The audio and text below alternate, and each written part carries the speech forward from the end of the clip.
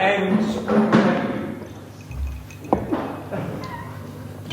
I remember seeing Goya M limping up Market Jew Street, about 80 yards in front of me, flapping about, rolling fags, putting them behind his ear, and again, and again, and again, to the point there was a thick stack of fags behind both his ears. He was muttering to himself rather loudly about losing the yurt he built out of papier-mâché in the park in Penzance to Adeline Uring. She pinched the papier-mâché yurt and painted it with a mix of cat and dog piss and glue in some targeted attack, causing every dog and cat in a 1-mile radius to be drawn to the pissy yurt, which then launched a Mexican wave of propped-up legs and yellow streams flying right at poor Goya M's domicile. Anyways, Market Jew Street. I see Goya M doing his endless fag rolling, his eyes are floating elsewhere on another planet, attaché case under one shoulder. There's this old lady in a waterproof bonnet, face like an old dent, almost gliding along, her spine bent like a question mark. As she glides along, she's frantically shoving in her false teeth. But they're all individual. Her teeth, each tooth, individual, loose in a handbag, right, like coins. She finally gets them in, extends her twig of her hand and taps Goya M on his shoulder. Goya M turns, confused, a glint of worry as he sees the current of anger contorting the old date face. Goya M! She says. Goya M, you bastard! You spawn the devil's milk! And with all her might, she delivers a brittle uppercut to Goya M's yellowing jaw. He flies right into the stone base of the statue of Humphrey Davy. Goya M sprawled across the cobbles, coughing a stream of blood and teeth. The contents of the attaché case, thick stacks of handwritten pages, fly in the wind, some absorbed by the river of blood. The old woman cracks a prideful grin, turns and hobbles away triumphant. I didn't particularly want to engage with Goya M, but it seemed the crowd were content with stepping over him and avoiding the mess of his broken body. He cries out, "Oh, the pages! The pages! Oh my God, the pages!" I run around trying to catch them, form a stack. I fish the mushy, bloody ones too. I silently put them back inside the attaché case and rest it on Goya M's bruised and trembling side. Goya M tries to stand. I offer a hand. He waves it away. He coughs flecks of blood as he grabs at his legs and tries to force them to stand, puppeteering his useless limbs to stretch upright. He eventually stands, wipes his bloodied lips and limps away. I watch as Goya M walks into the crowd, pulls a fag from one of his ears and lights up. I can no longer see Goya M as he's consumed by the mass of people, but slowly smoke floats up on top of the mass like one great big cartoon speech bubble. This wasn't the last time I saw Goya M.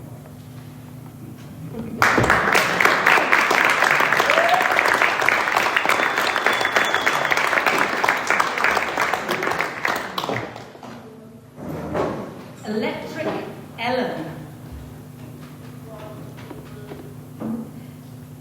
Little girl. Well, little-ish.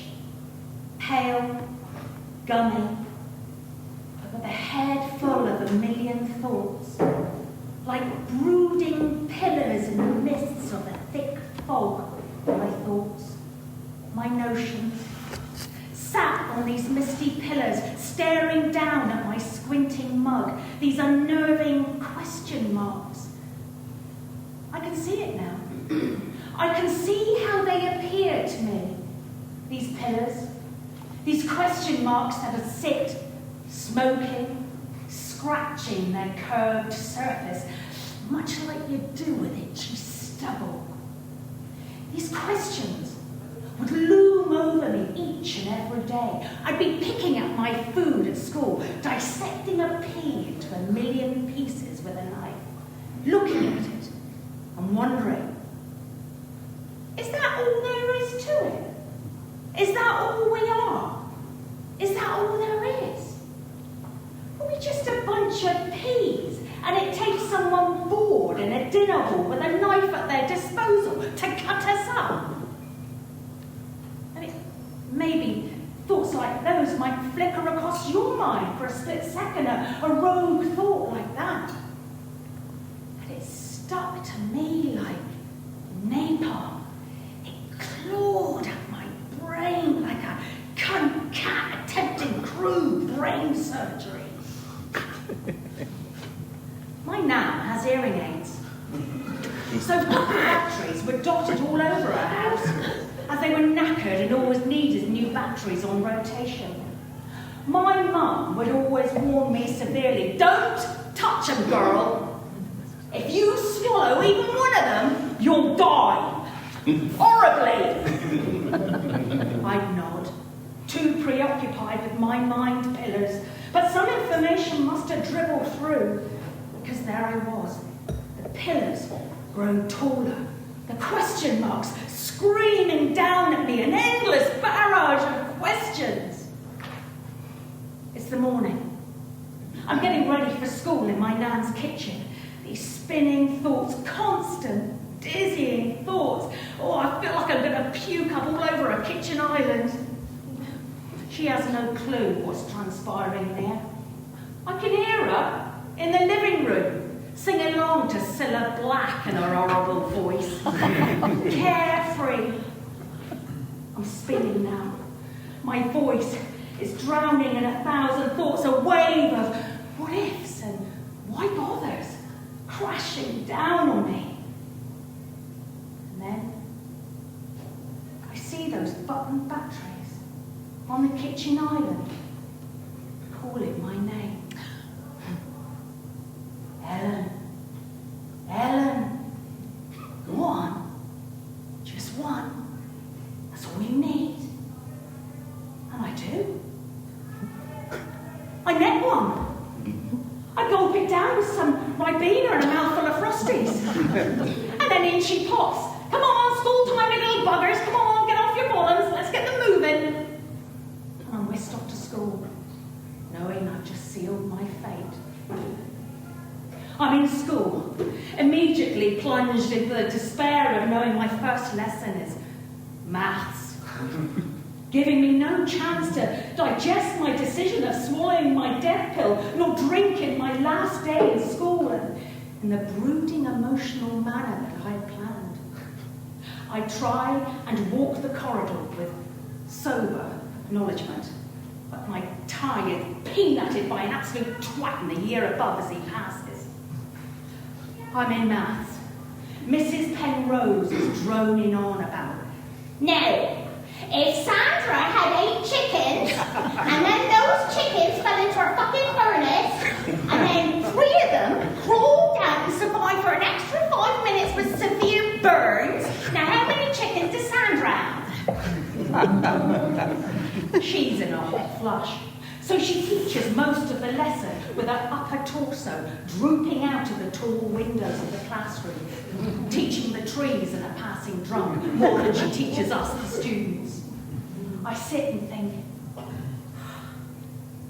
my final maths lesson. Wow! She pulls her body out of the window like an inverted vacuum and calls out to me, Ellen! What's the answer? This saps me out of my melancholy observation of my final day and straight into the anxiety of working out a sum. It's 10, isn't it, miss? 10? 10. 10. Yes, 10. Deadly silence. She licks her top lip.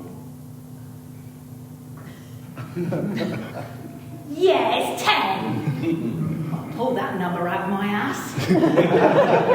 Skip forward to lunchtime. I'm staring at the pea again. But I don't cut the thing apart. smile, knowing I'm slowly slipping out of this life. I realise peas don't matter. Slicing them up won't give me any answers. If I'm a pig, I'm deciding to launch myself off the plate before someone decides to pick me apart. I'm taking control. And then, burning. All I can feel is burning peas flying in the air. My maths teacher hogs a portable electric fan, looks down at me in the canteen, tutting. As I spit and scream, a pea rolls across the floor towards me. My hands flay, squash the pea, and the pain stops. It all stops. Everyone thinks my performance is over. There's no performance. I get up on my feet, and someone from the year below points at my bowl of Angel Delight. Are you having that?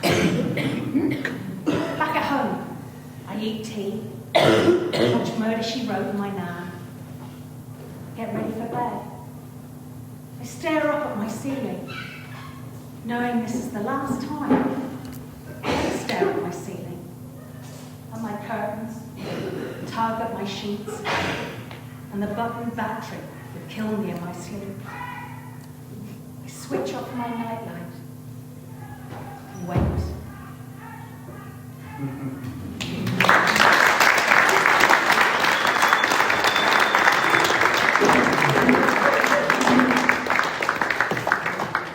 Kettle's curse. I fall in love too easily. That's what my mum said. But she put that in me, you know. She put this fire in me. Everyone I look at, passing the streets, grey shoulders with for just a second, it takes one glance, just one look, and I'm convinced they are the one.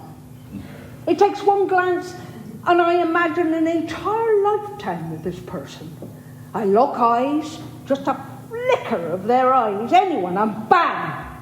I can see them old and withered, right? Bald, all dementiaed right out, and I'm at their side, old and grey myself, in the hospice, our children and grandchildren around us, sending them off to the other place. Then they pass me by, and as I walk on in this great mass of people, right, my eyes drift, then fix on another passerby, and it happens again. Another. Look, hear this. I was scrolling on my phone, and this thing popped up, this sad story, right? This woman, black and white picture, tissue and hand cheers the lot. She was opening up about the fact she experiences up to 500 orgasms a day. Without arousal, just spontaneous and uncontrollable. So she's at the shop buying some Cocoa Pops, and it hits her.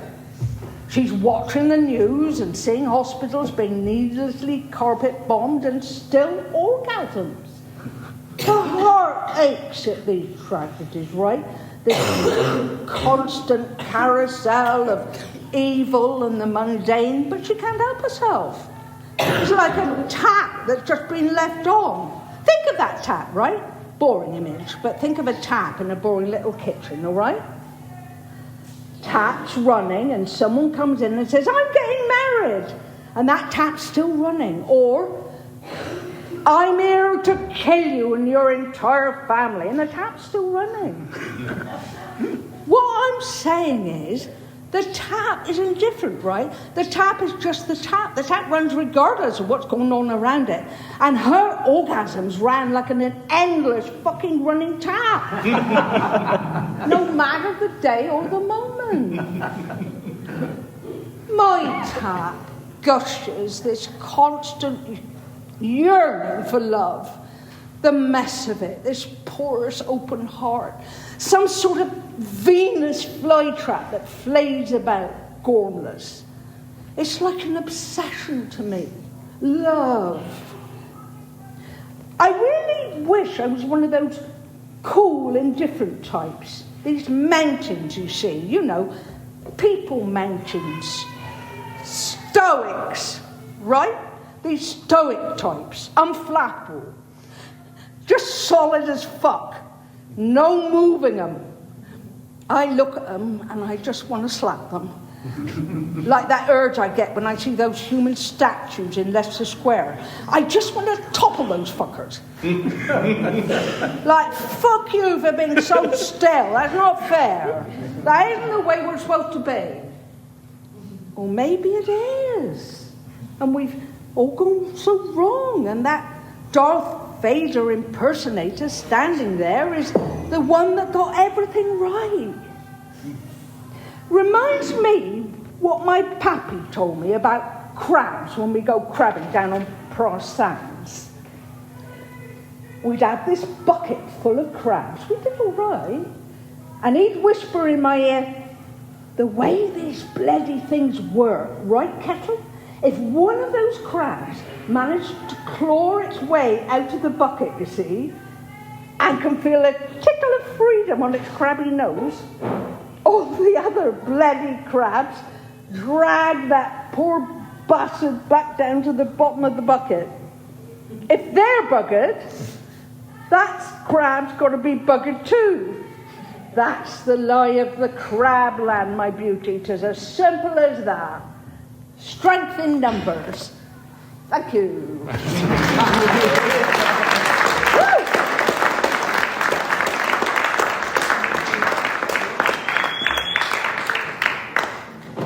The Abattoir at Hayle. I've got a head full of snakes. My head is falling off my fucking body, son. It's crawling away down a drain like my head's gone. Now this bastard is dribbling absolute nonsense into the phone. My foot sort of dangles in the phone box, waiting for the cunt to finish, hoping my hovering shoe deep inside his territory might alert him that his allotted time is over. He takes a drunken glance down at my passive-aggressive foot, and a smug grin excretes from his bacony face. I'm telling you, my mum's a tarantula. She's fucking metamorphosing. I tell you, you fucking asshole. I told her so, mate, and she scurried into my fucking plug socket. Like that. Whilst the mentalist goes on, I look up at Hayle train station, which is bang in front of me. The droning of a rickety train morphs with the booming machinery of the old abattoir operating next door. A great big curtain on the first floor covers the windows, and where I can see shadows scurrying from left to right. One outline I can make out is a figure chasing a cow and a pig. And my eyes dart back down to the mentalist when whoever the poor soul is calling, he hangs up. Now, can I have the phone now, mate, please? Good time. I've got to make another call. I've run my business from this here box, you see. Yeah, I understand that, man, but I've got to call my auntie. It's her birthday. I'm afraid business takes priority. I'm a businessman, you see. I run my business. I operate this business from this here phone box. Right, yeah, well, I get that, but you've been here for a couple of hours, mate. Business hours, well, when's that over then? When the market dictates, son. The market, the stock market, boy, the stock market. Look, I need to call my auntie, man. The phone box goblin then gives me a headbutt, almost pecking me on the lips as he does. A sweet treat as he cracks my skull open. I fall back onto the street. And a cyclist collides with me and flies into the air, landing on the top of the phone box. The bastard in the box cackles. He knocks on the top of the phone box, and the excited calls out, Are you all right out there, son? The phone box goblin shakes his torn coat pocket, catching falling coins, and he slots a few in and continues his supposed business. Right, I was telling you about my mum. I'm trying to hold my split forehead together, making my best efforts not to cry, so I screw my face up like a child and wipe my blubbery eyes on my blooded sleeves. I hear the loud slam of the abattoir windows opening. I look up as a screaming inferno pours out. A head pops out, smoking a cigarette, her long blonde hair matted with guts. She calls down to me, you can use my phone. Well, what? You can use my phone. He never stops. Come up. Well, yeah, how? 1 sec. And she disappears. I can hear these mechanical whirring sounds, and up the floor, a metal plate on a huge scaffold wire slowly lowers and lands on the pavement. I, still trying to hold my face together, crawl along the pavement onto the plate. Then it lifts, rises, and I'm in the sky looking over the man and in the phone box, and the plate carries me through the windows into the abattoir. The moment I'm lifted inside, the smell hits me the foulest. Cows, pigs running about, one dangles over me on a hook, his wide, dead eyes staring emptily down at me, its mouth agape, dribbling flies. She struts over to the telephone, wipes the blood off it onto her blooded blouse, which it doesn't do much, and she takes out her fag, pops it into the bullet hole in the head of the decapitated pig, and she hands me the phone. I, still trying to hold my head together, dial the number with my chin. The phone drops onto the floor when it rings, and I hover my ear over the receiver. Hello, Auntie. Is that you, Simon? Yeah, it's me. Oh, that's wonderful. Well, happy birthday, Auntie. Oh, darling, thank you. A long silence. Well, I've run out of things to say. I'm completely empty with things to say to Auntie. I can hear her breathing on the other end, and the sound of her turning the tap on, thinking she's making herself a cup of tea. Well, thank you for calling then, love. That's all right, Auntie. Yeah, ta-ra then, love. She kills the call. The abattoir Samaritan picks up the phone and hands me a roll of gaffer tape. Sorry, what's that for? Your head. Oh, right. I start to wrap the tape around my head as she watches on, smiling, just picking guts out of her hair, and she chuckles. Voila! I hand the tape back, she takes out a fag, pops it into my mouth, and lights up. She steps back, hits the button, and the plate lifts, taking me out of the window, back onto the mean streets of hell. I look up at the phone box. The twat's still there. I'm telling you, the spiders will inherit the earth, man. And leading the army will be my bloody mother. Then I can hear the cord's been cut off because he's run out of coins. Looking around, he sees me finishing my fag on the metal abattoir plate on the pavement, and he kicks the phone door open and whistles over to me. Hey, friend, would you happen to have a few coins? A few coins. I'm on a very important business call. I sigh, stamp my fag out onto the plate, reach into my pocket, and chuck him a coin, which he catches. You're a good Christian, sir. I climb off the plate and get to my feet as I watch the plate slowly rise, creaking and screaming as it returns inside those deathly windows of the abattoir. She appears at the window again, smiles down at me, and waves with a stun gun in her hand. I wave back as she turns away and closes the window and then draws the curtain. Everything's quiet for a moment. Then, you're not sounding very concerned about the spiders,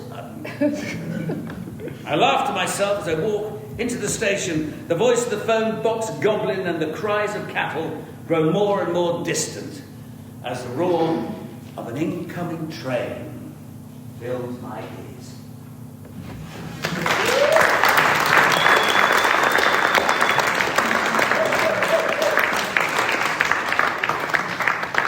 Goya M goes upstream. Goya M knew what was best for Goya M. them, and for Goya, destruction was best. He felt most alive when collecting his teeth from a pavement, wiping spit from his long forehead. His philosophy was simple. He would say with utmost confidence that the man who plugs a toaster in the wall and drops it into his bath is most alive in the moment the toaster hits the bath water. No, he swore on it. Every time he'd say that to me, I'd put my arm around him. You're not going to do that, though, are you? Goya, son? I don't have a toaster, Squire. He'd smile warmly, and then I'd spend the rest of that day all night hoping Goya M didn't develop a sudden craving for jam on toast, you know? It's the death bit that turns me off, man. The stopping bit. There's no joy in the black. I just want permanent electrocution. Okay. Jolt for a century, an electric kiss. There's one time I can recall Goya and me sat on some damp bench in Morrow Gardens. He shoots up from the bench all animated, professing his old philosophy once again. I think a man is most alive. Toaster, yeah. Oh, I'm repeating myself. Oh, Squire. now. It's all right, mate. I don't mind hearing the classics. I mean, you hang out with the Beatles, you want them to do Hey Jude, not fucking Maxwell's Silver Hammer. Hit the nail there, Squire. Goya's sweating a little bit. He's got his cardigan flecked with bits of wood, this thick corduroy shirt underneath. He's prancing about the park like a dirted ballerina. I'll tell you a tale then. Chapter from the autobiography I'm yet to write. A tease, Squire, a tease. Go on, then. I smiled. Road team, I was. A scallywag. A loon, Mum said. A loon. She said that while she was spitting bits of scampi at me in our tiny living room. I'd be up against the walls trying to dodge the scampi shrapnel to no avail. It was like trying to avoid a carpet bomb. No ducking that thing. Oh, anyway, I remember I'm sitting with this tramp. I was telling him how Stravinsky's The Rite of Spring got shat on because it was actually a load of shite. And we're systematically gaslit ourselves into believing that racket is anything less than a racket. He seemed to agree, but no, I wasn't paying his reaction to my argument much attention. But then, passing by this tall brunette, green-eyed, carrying a copy-stained copy of Irving Goffman's presentation of self in everyday life. Like a dog drawn to the scent. I follow her, right? I follow her. She notices pretty quickly, but I'm just drawn to this girl holding the fucking Irving Goffman book, you know, man? I'm so in the zone, I don't clock the fact she's leading me straight to a fucking police station. For I know it, cuffed. Cuffed. Goya M is cuffed. Even cuffed, I'm very insistent on talking to her. I want to talk to the girl with the book. I'm insisting, demanding, one of them, so they think I'm mad. So, we stopped at a funny farm. Old cunt in a white coat and a fucking clicky pen. Assessed. Bonkers, the conclusion. They say, Mr. Ed, you're fixating, son. What we're going to do is send those thoughts upstream. Okay? I don't respond. He turns to an orderly, implied consent. And then I'm taken to this room, and there they strap these fucking things to me nog, me throbbing head, these wires.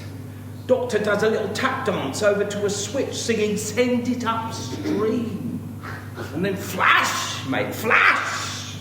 Me worries. I said way upstream. There's a long, ghostly pause. Then he snaps back into it. So, I'm saying the moment that toaster is dropped into that warm bath, that brief second, that's what I call living, Squire. Living. I saw Goya M one last time after that.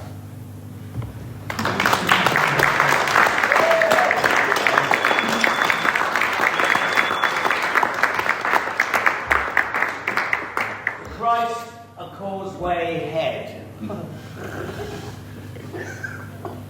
Here he comes. Christ a Causeway head. He lingers, shredded dirty nails poke into the fog of the afternoon as a Bluetooth speaker hangs out the pocket of his torn trackies. Speaker is like a mill weighing his trackies down, his bony arse emerging, greeting the old Lloyd's Bank. You can hear the distant gossip dripping from around the corner. A rumoured public blowjob on Brett Street, witnessed by an old dear. Police came, the lot. He rolls his eyes at this trivialities. He rolls up the legs of his trackies, licking the remains of a tuna sandwich from between his teeth. A sandwich stolen from the co-op in accordance with his philosophy of theft being the only ethical way to shop. Oh, he's travelled far and wide, our Penzance Christ, travelling from the co-op on Mark Dew Street to the co-op on Queen Street. Trekking along the concrete past the charity shops and the quaint cafes, telling his truth. His disciples fluctuate from lost souls, sincere devotees, to tatty bucket hat wearing holiday makers, rat arse and hind piss takery. He accepts them all. He accepts them all the same and takes it on the chin when the lads grow violent and dish out a few fat-fingered blows to Christ's jaw. It's worse when they piss on him, although he doesn't like to talk about that. It's happened enough times for him to sleep with one eye open, his brain trained to zone in on the sound of unzipping flies. Christ stops on the bench at the bottom of Causeway Head and addresses his congregation. A slim audience tonight. Only one. An old faithful, toothless joy. She paces up and down the bottom of the street, trying to flog a toaster. This is the greatest toaster to ever grace this town of Penzance. I bloody tell you. This toaster is everything. Every compartment that you could ever possibly want. Yeah, it toasts to your bloody specification, like. Christ looks at this battered old toaster and almost wants it for himself. But he gave up such possessions like toasters many years ago. He only allows sparse exceptions. The clothes on his back, the Bluetooth speaker he has been able to convince someone to let him charge for 6 months, and the occasional spliff when the cold really starts to gnaw at his bones. Joy shakes the toaster at some passerby, much like you do with a pair of car keys to a highly strung child, emptying a snowstorm of breadcrumbs over her gaunt face, the plug swaying in front of her eyes like a mechanical pendant, hypnotizing herself, readying her brain for dulcet tones. Penzance Christ. What do I tell you today? Lost? Lost? Lost? All of you, my children, all of you. Every single one of you. Lost. So what the fuck is this all about? This being a human being on this mad old rock. This rock that's slowly melting away. You're like lobsters in a pot. Unaware that the cunts who've thrown you into this pot are slowly turning up the hay. Slowly, right? Slowly. Slowly, you're all boiling to your deaths, and you're completely oblivious. Oh, you say, oh, no way. If I was thrown into a pot and boiled to death, well, I would know straight away. I'd smell it right there and then. I'd feel it, and I'd get the fuck out. I'd taste it. Oh, no, I'm no stupid fucking lobster. You are a stupid fucking lobster. Floating about in a pot, yeah, chilling out, whilst that heat is cranked up. And you're boiled to oblivion. And you know what for? Huh? The other casters are going to chew you up. They're going to devour you. And your beautiful shell that God gave you, there, this lush shell of yours, mate, they're going to chop that in a bed. Discard your body, because it's your innards they want. It's your innards they want, my son. You're fucking mate. Christ starts to direct his sermon to the pale faces who stand in front of the Witherspoons, puffing on small bags as they hold their flat pints. He points at them and continues his colourful rhapsody to these unmoving, paved faces. And it is about class. They want your guts. They want to see you cease, my kids. They want you to cease to fucking exist. And you're letting them. Can't you see? Isn't it screaming right at your chops? Can't you see this great fuck-off shark chowing down at your toes? Can't you feel the agony? Do you, my sons and daughters, my fellow fuckers of flesh and blood? You see? Little babes, beautiful babes, can't you feel yourself being fucked day in and day out? I ask you that. I fucking beg you for a response. Who will you blame? You're boiled, your meat carved out, spaffed against the concrete like it is now. A shell, a discarded shell. You'll look at your telly boxes and you'll have a gander at your boxes, your shite news, and you let them piss into your empty lobster shell lies that give you permission to spit down rather than try to piss up at those puppet masters who want you dead. Spitting down. Yeah. Much easier. So when those poor bastards escaping war, famine, risk what of their lives they have left to taste the supposed sweet nectar of our land, oh, you waste no time to fucking stone them. You continue the violence they fled. You beat them. You show them exactly what those fucking poshos want from you. They want you to be beasts. Scared, wounded dogs that bite. Pull skin from bone. Drown them.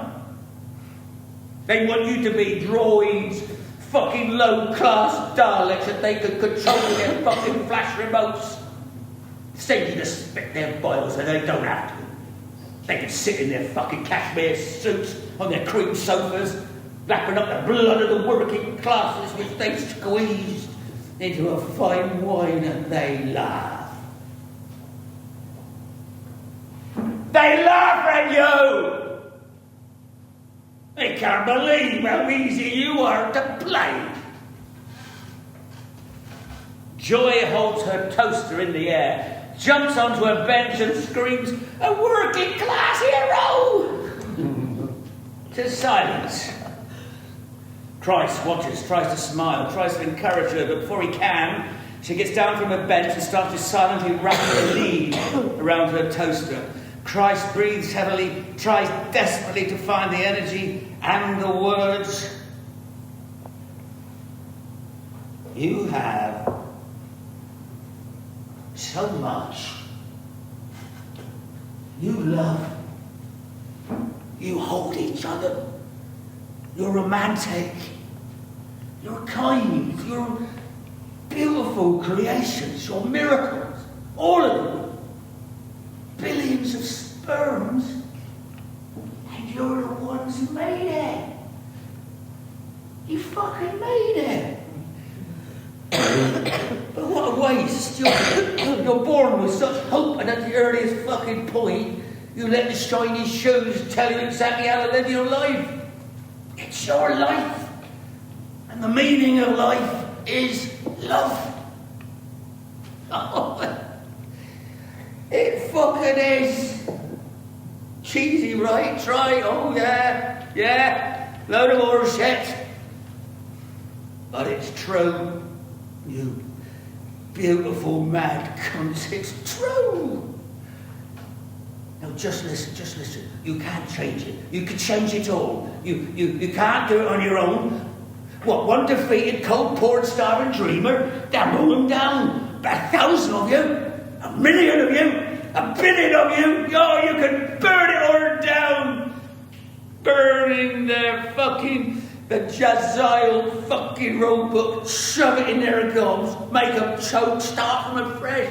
Start fresh. You fucking could. Go on. What did Bowie say?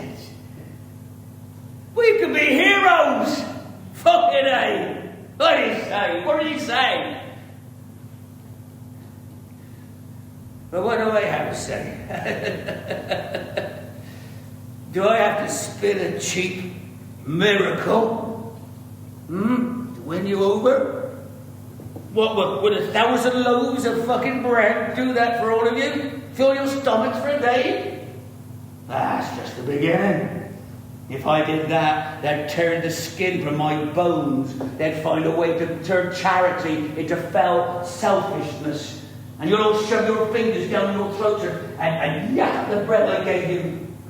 Now, you don't need miracles. You don't need me. You can fucking do it. I promise you. One of the stone-faced drinkers stubs his cigarette out onto a badly painted handrail, flicks it into a pothole on the road in front of them. Joy stands next to Christ and strokes his shoulder kindly.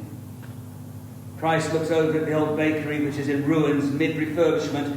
He sees the builder's tools and strays bits of wood littered inside. Christ, he marches over to the building, breaks the door open, a bang which startles a few of the silent drinkers, if only for a moment before they return to their glasses. He drags out planks of wood, which he holds under his armpit. He shoves a handful of nails into his pocket, picking up a hammer upon his exit. He marches back to his spot, lays the planks of wood to make a cross, and everyone stares blankly apart from Joy, who sobs quietly. Everyone stares blankly. He hammers the nails through the wood, securing the cross.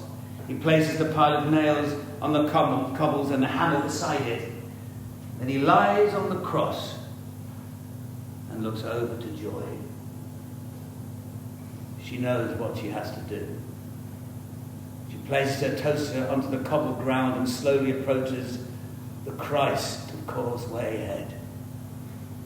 She takes a nail, presses it gently against his palm, wipes a tear with a sleeve, and nails it into the wood through his palm.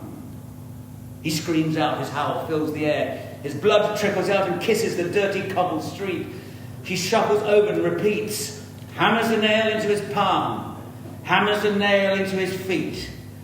With all her might, she lifts the cross up and leans it against the nearest wall, the window of Beckfred. He looks at her pale faces. They all avert their eyes and stare at the stagnant abyss of their drinks. He looks up in the sky in despair and cries, Father, why have you forsaken that poor bastard? Never had a chance. Not long after, a siren fills the silent panorama. A riot van appears, mounting the curb. Police officers pour out, approach the cross. Now, we've had some complaints of a public disturbance. Christ calls out, establishment bootlickers. I've arrested you, sir, on the suspicion of a civil disobedience. Christ has read his rights. They lower the cross. Some silly sausage, aren't you, Mr. Christ on his cross is shoved into the back of the riot van. The doors of the van slam behind him. Joy weeps quietly as the van drives off. She collects herself, she wipes her eyes, looks down at the toaster. She picks it up and walks towards Wetherspoons. She rests her toaster on the handrail, stares into the tall windows at an old man picking at a bowl of chips. "You're right. You want a fag, love?" A pale face offers her a cig. She nods, takes it, pops it into her mouth. The pale stranger lights the cig. Joy nods in thanks. She smokes silently for a moment and then looks at the pale face. "That was Christ, you know."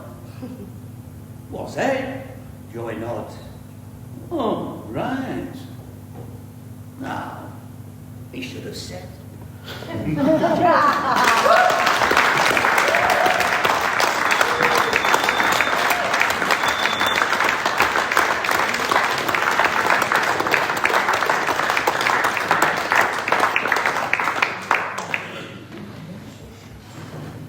May's Dismay.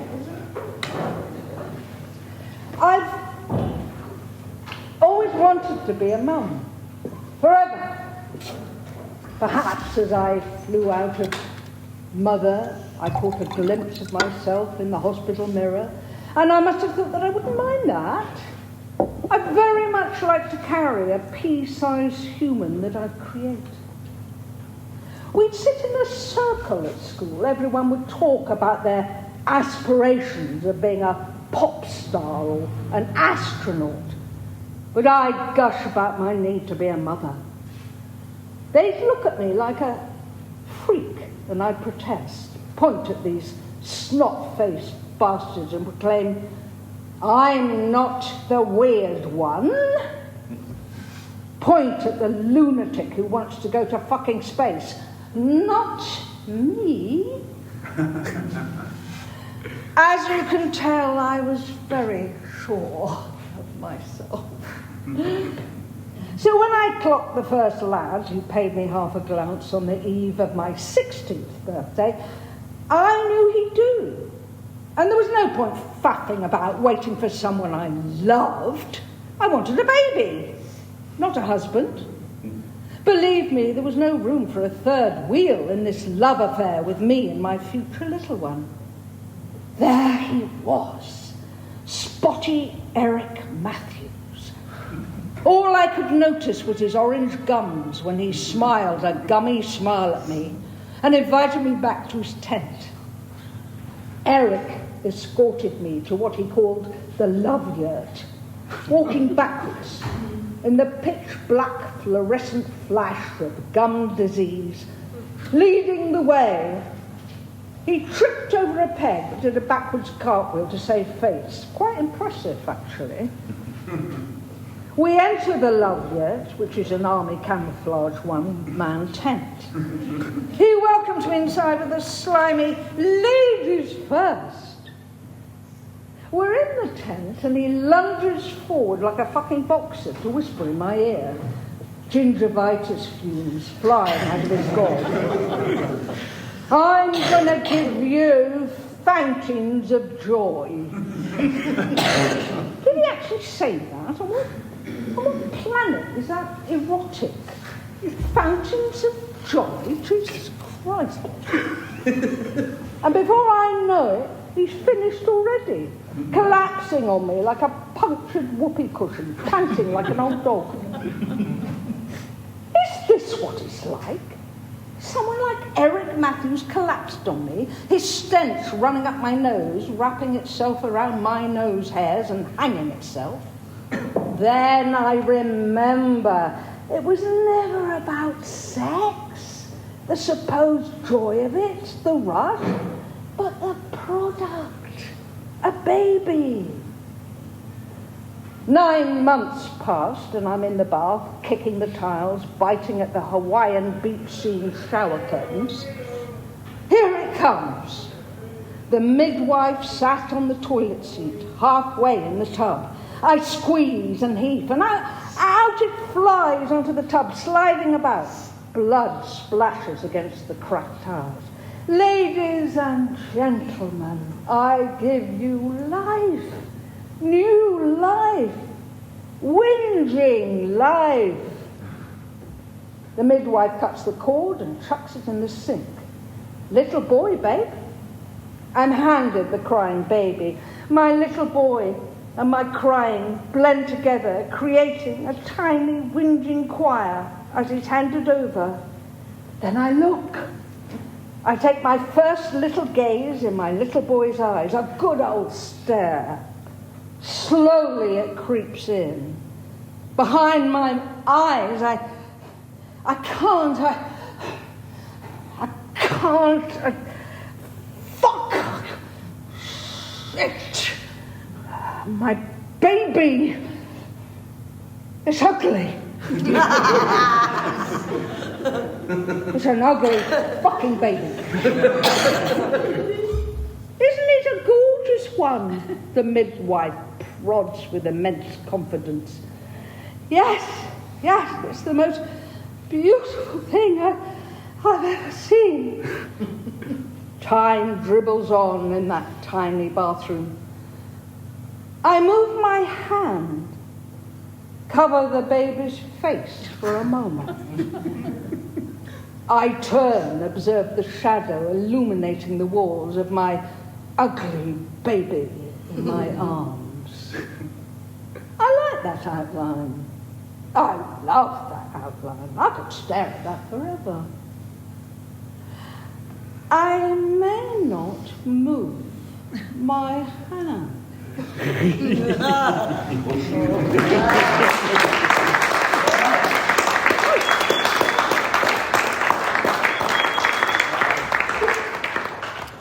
is Herman's Gospel. Now, I want to apologise to anyone from Northern Ireland, because our lovely director, Solly, and writer, heard this in his mind as Northern Irish.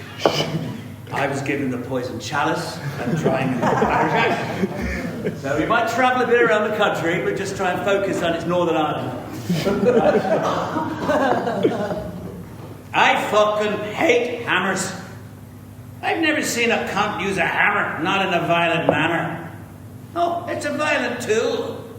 It is purely for beating nails into fucking planks of wood, or smashing a poor cunt's head in.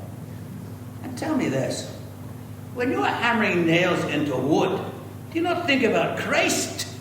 Huh? That poor lad on the cross, hanging there, nails being hammered in like, they were ancient hammers. But they still were fucking hammers, right? They are violent tools, I tell you. Now, my dad used hammers to crack his eggs, to frighten us when we were kids. He said a spoon wouldn't do the job, so he chose to use a hammer. I'm trying to eat my fucking beans on toast, and my dad pops down his morning paper, picks up his hammer, and smashes his boiled egg to bits. I watched him hammering that boiled egg, and I think to myself, I fucking hate hammers. He wouldn't even eat the thing. He was just about smashing. The yolk hitting the ceiling, us flinching like fuck. See, I think that we normalise hammers. We see it as a tool of the trade instead of a weapon of mass destruction. Man buys a hammer and you think, worker, grafter, man of trade. There's rows of these fucking things in B&Q. Mentalist workshop that. Just rows of these lumps of death. But if a man picks up a machete, whoa, you step back, don't you?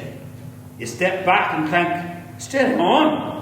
Look, he's got a fucking machete. It's marketing, eh? Fucking marketing. Some fat cunt smiling on their plastic package, holding this weapon. Hey, use me. Smash shite up. DIY, innit? Yeah. D-I-fucking-Y. Do it yourself. Do violence yourself. Swing that hammer and imagine you're crushing a bastard's skull whilst you're assembling an arsehole of a treehouse. Swing it right. Big, powerful, respectful violence. Family man violence. Hammer's like an inheritance, isn't it? Generational swing of that hunk of claw. That swing passed down in your arm. In my arm. Now I can't look at an egg without smashing it. Yeah. It was never about the egg, was it? Just the swing of that fucking hammer.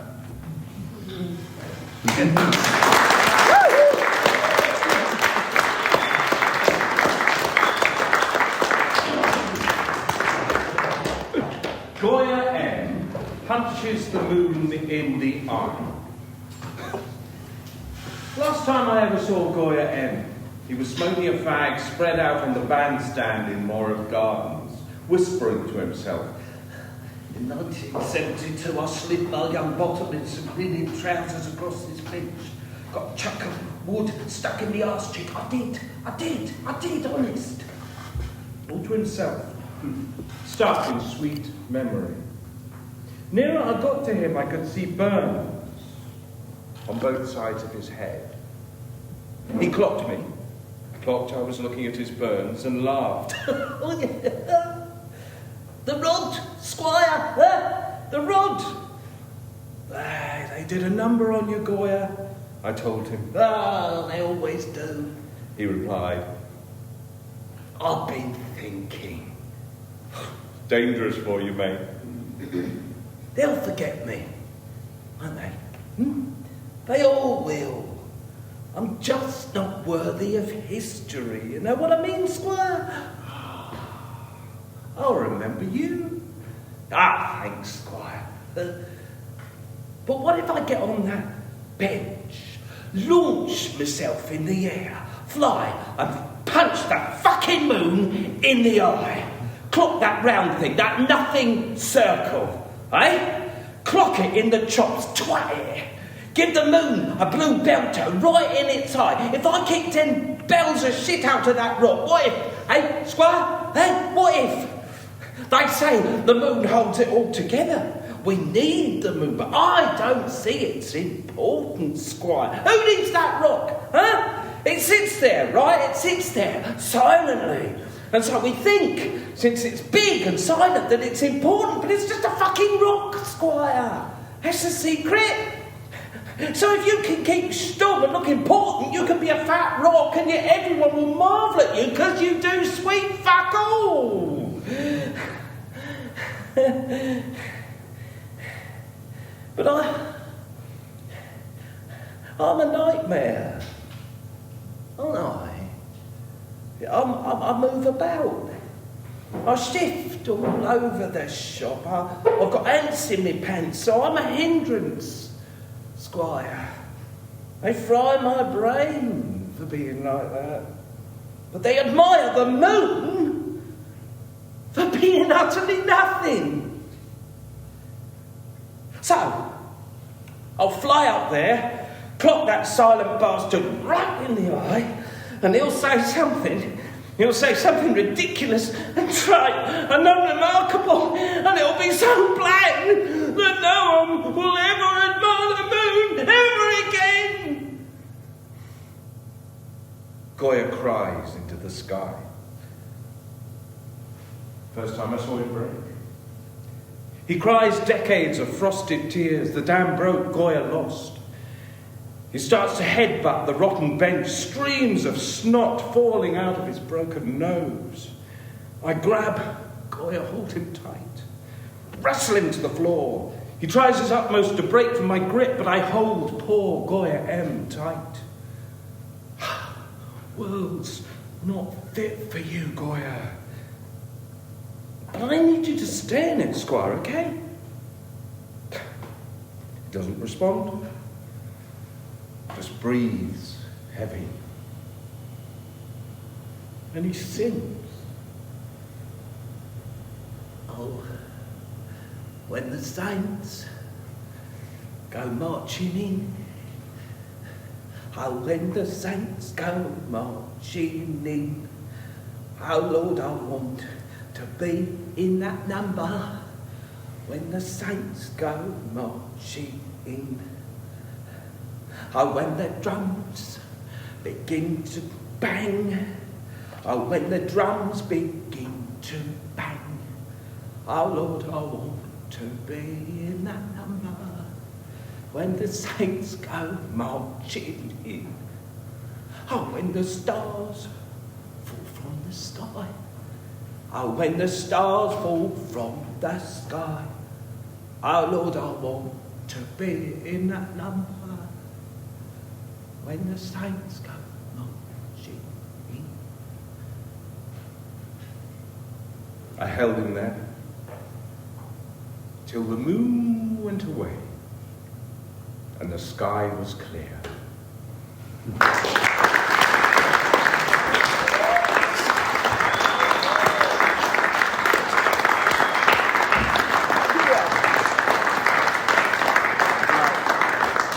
This is the last one.